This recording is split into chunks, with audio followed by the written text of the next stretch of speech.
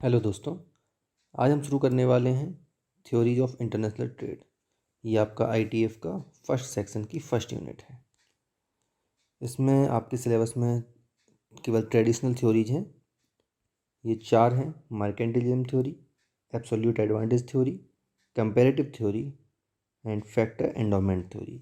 इसी का एक्सटेंशन है फैक्टर प्राइस इक्वलाइजेशन थ्योरी। एक एक से ना समझते हैं। सबसे पहली है मर्केंटिलिज्म थ्योरी। ये आपके सिलेबस में है नहीं, लेकिन और थ्योरीज को समझने के लिए इसे समझना भी ज़रूरी है। ये सबसे ओल्डेस्ट थ्योरी है जो कि थॉमस मून ने दी थी 16th सेंचुरी में। थॉमस मून का कहना था कि इंडिया या किसी भी कंट्री का जो वेल्थ होता है उसे हम गोल्ड के फॉर्म में नाप सकते हैं।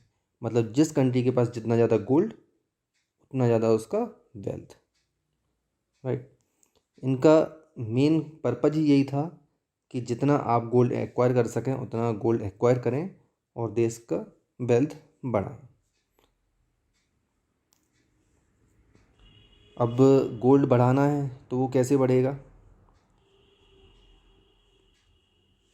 Country should increase gold bye promoting export and discouraging import. जितना आप एक्सपोर्ट करेंगे, सामान बाहर भेजेंगे, उतना आपके पास गोल्ड आएगा, और जितना इंपोर्ट करेंगे सामान उतना गोल्ड जाएगा। तो इनका कहना था कि आप केवल एक्सपोर्ट करें, इंपोर्ट कम से कम करें, राइट। अब अगर कोई भी देश एक्सपोर्ट ही करता रहेगा, इंपोर्ट नहीं करेगा, तो उसे ज़्यादा फ़ायदा नहीं होगा।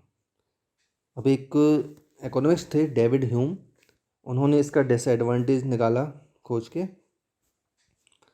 इनका कहना था कि कोई भी कंट्री शॉर्ट टर्म में तो फ़ायदा उठा सकती है एक्सपोर्ट करके या केवल इंपोर्ट करके, लेकिन लॉन्ग रन में उसे फ़ायदा नहीं होगा।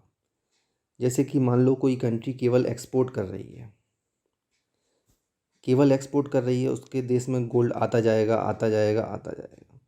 एक लिमिट के बाद गोल्ड इतना ज़्यादा हो जाएगा कि देश में मनी सप्लाई बढ़ जाएगी, और जब मनी सप्लाई बढ़ेगी तो प्राइसेस बढ़ेंगी, और प्राइसेस बढ़ेंगी तो ऑटोमेटिकली एक्सपोर्ट कम हो जाएगा। अल्टीमेटली उन्हें वापस से इंपोर्ट करना शुरू करना पड़ेगा। तो जब इस थ्योरी में कमियां मिलने लगी, फिर एडम स्मिथ नाम के इकोनॉमिस्ट ने एक नई थ्योरी निकाली। इस थ्योरी का नाम था एब्सोल्यूट एडवांटेज थ्योरी।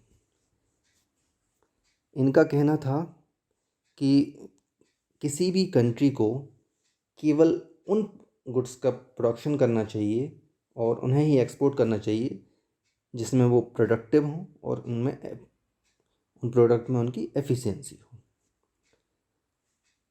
ये 1776 में एडम स्मिथ ने थ्योरी दी थी। एब्सोल्यूट एडवांटेज इन्होंने समझाया यहाँ पे। Absolute advantage is when country can produce a product more efficiently than other country. यही बताया मैंने आपको कि जिस प्रोडक्ट को आप एफिशिएंटली बना सकते हैं उसी को प्रोड्यूस करें। और export goods of production advantage and import goods of product disadvantage. मतलब जिन प्रोडक्ट को बढ़ाने में आपके पास एडवांटेज है उन्हें आप एक्सपोर्ट करें, और जिन प्रोडक्ट को बनाने में आपको डिसएडवांटेज है उनको इंपोर्ट करें। जैसे मान लो इंडिया है, तो इंडिया को किस चीज़ में एडवांटेज है? इंडिया के पास स्पाइसेस में एडवांटेज है, मसाले अपने यहाँ ज़्यादा होते हैं। दूसरा कॉटन है, कॉटन अपने यहाँ ज़्यादा होती है, तो कॉटन में एडवांटेज है, तो इंडिया क्या करेगा? कॉटन एक्सपोर्ट करेगा। वैसे ही कंट्री है एक ब्राज़ील, तो ब्राज़ील को किस में एडवांटेज है? कॉफ़ी में, राइट। तो ब्राज़ील क्या करेगा? कॉफ़ी को एक्सपोर्ट करेगा। अब यहाँ हमने दो कंट्री ले ली, इंडिया और ब्राज़ील। तो इंडिया क्या करेगा? कॉटन एक्सपोर्ट करेगा। ब्राज़ील क्या करेगा? कॉफ़ी एक्सपोर्ट करेगा, राइट। अब इन्होंने ये तो समझा दिया कि इंडिया को कॉटन में फ़ायदा है तो कॉटन एक्सपोर्ट कर रहा है, ब्राज़ील को कॉफ़ी में एडवांटेज है तो कॉफ़ी का एक्सपोर्ट कर रहा है। लेकिन ये एक चीज़ में फ़ेल हो गए, इनके पास कोई एक्सप्लेनेशन नहीं था कि अगर मान लो इंडिया के पास इन दोनों प्रोडक्ट में एडवांटेज है तो क्या करेंगे। इस थ्योरी में इनके पास ऐसा कोई भी एक्सप्लेनेशन नहीं था। राइट। एक टॉपिक और एक पॉइंट छूट गया यहाँ पे। जो आपकी मर्केंटिलिज्म थ्योरी थी ये आपकी जीरो सम गेम पे आधारित थी। जीरो सम गेम का मतलब क्या होता है, एक देश ने एक्सपोर्ट किया, उसके पास गोल्ड आ गया, राइट, दूसरे के पास से चला गया, तो एक का गोल्ड का भंडार बढ़ रहा है, एक का कम हो रहा है। तो जिसका बढ़ रहा है उसको प्रॉफिट हुआ, जिसका घट रहा है उसको लॉस हुआ।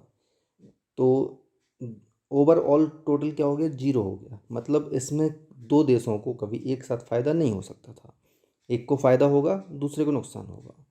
और एब्सोल्यूट एडवांटेज थ्योरी में ये थी पॉजिटिव सम गेम पे आधारित। इसमें क्या होता है, जैसे इंडिया और ब्राज़ील का एग्जाम्पल दिया था, यहाँ इंडिया को भी फ़ायदा हो रहा है और ब्राज़ील को भी फ़ायदा हो रहा है, क्योंकि यहाँ पे गोल्ड एक्सचेंज नहीं होता है। यहाँ पे क्या एक्सचेंज होता है हमारे यहाँ, जैसे अभी व्यापार होता है तो क्या एक्सचेंज होता है, करेंसी एक्सचेंज होती है, राइट। तो यहाँ दोनों देशों को बराबर फ़ायदा हो रहा है। अब जब इसमें भी डिसएडवांटेज था कि इनके पास एक्सप्लेनेशन नहीं था कि अगर किसी कंट्री को दोनों कमोडिटीज़ में एडवांटेज है तो क्या करेंगे। इसके लिए फिर नई थ्योरी आई, तीसरी थ्योरी, कंपैरेटिव एडवांटेज थ्योरी। ये आपके डेविड रिकार्डो ने 1817 में दी थी। ये ज़्यादा कुछ अलग नहीं है, ये एक्सटेंशन है एब्सोल्यूट एडवांटेज थ्योरी का। इन्होंने थोड़ा सा और बढ़ा दिया उस थ्योरी को। जो पिछली एब्सोल्यूट एडवांटेज थ्योरी में जो कमियां थीं वो इसमें दूर हो गई। ये भी सेम पॉजिटिव सम गेम पे है, एक दो देशों को एक साथ फ़ायदा हो सकता है। अब इनका जो एक्सटेंशन था वो क्या था, अगर किसी कंट्री के पास एडवांटेज है दोनों कमोडिटीज़ में तो हमें उन्हें क्या करना है, उनकी एफिशिएंसी कंपेयर करनी है कि जिस प्रोडक्ट को बनाने में हमें ज़्यादा एफिशिएंसी है, हम ज़्यादा प्रोडक्टिव हैं, हम उसे बनाएंगे, राइट। तो उन्होंने कहा produce and export the goods which can be produced more efficiently. मतलब जिस प्रोडक्ट को हम ज़्यादा एफिशिएंटली बना सकते हैं हम उसको बनाएं। तो अभी हमने एडवांटेज, एब्सोल्यूट एडवांटेज थ्योरी में क्या देखा था कि हम दो देशों में कंपेयर कर रहे थे, एक इंडिया था एक ब्राज़ील था, कि इसे किस में एडवांटेज है और ब्राज़ील को किस में एडवांटेज है।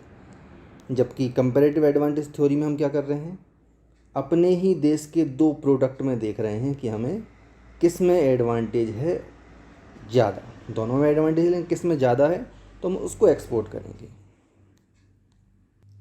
इसके बाद है आपकी फैक्टर एंडोमेंट थ्योरी। ये वीडियो लंबा हो गया है तो ये हम नेक्स्ट पार्ट में पढ़ेंगे। तब तक के लिए थैंक यू, बाय बाय।